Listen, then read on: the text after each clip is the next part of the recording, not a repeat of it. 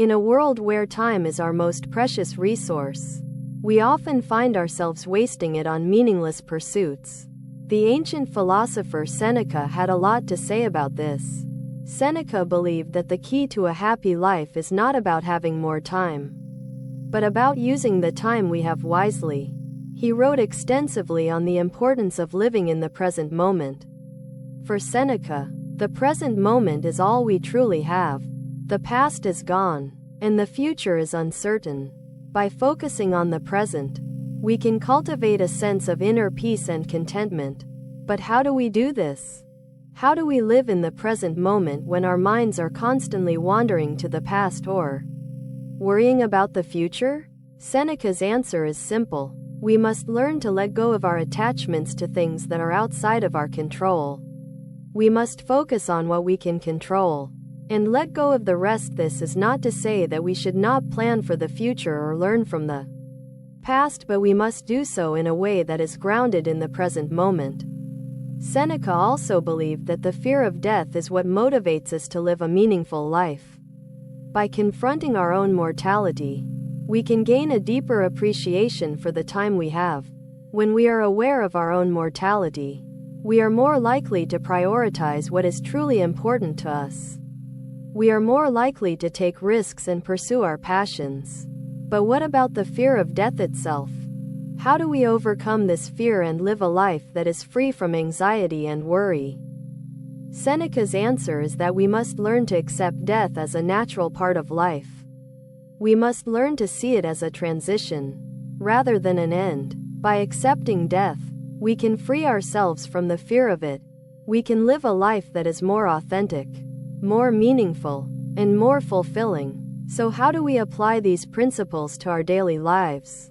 How do we start living a life that is more mindful, more present, and more meaningful?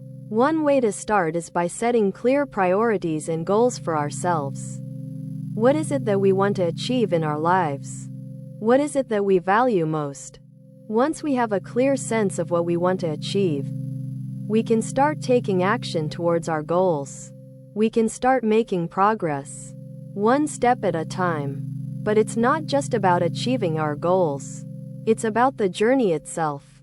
It's about the people we meet, the experiences we have, and the lessons we learn along the way. Seneca believed that the journey of life is just as important as the destination. He believed that we should focus on the process, not just the outcome. By focusing on the process, we can cultivate a sense of curiosity and wonder. We can approach life with a sense of awe and appreciation. We can also learn to appreciate the beauty of impermanence. We can learn to see that everything in life is constantly changing, and that this is what makes it so precious. So what can we do to cultivate this sense of appreciation and wonder? How can we start seeing the world in a new light? One way to start is by practicing gratitude. We can take time each day to reflect on the things we are thankful for. We can also learn to appreciate the small things in life. We can learn to see the beauty in everyday moments, and to find joy in the simple things. By cultivating a sense of gratitude and appreciation, we can start to see the world in a new light. We can start to see that life is precious, and that every moment is an opportunity to live more fully. So what is the key to living a meaningful life? What is the secret to making the most of the time we have?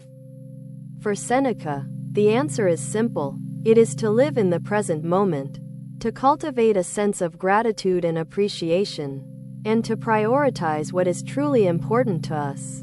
By following these principles, we can start to live a life that is more authentic, more meaningful, and more fulfilling. We can start to make the most of the time we have, and to live a life that is truly worth living.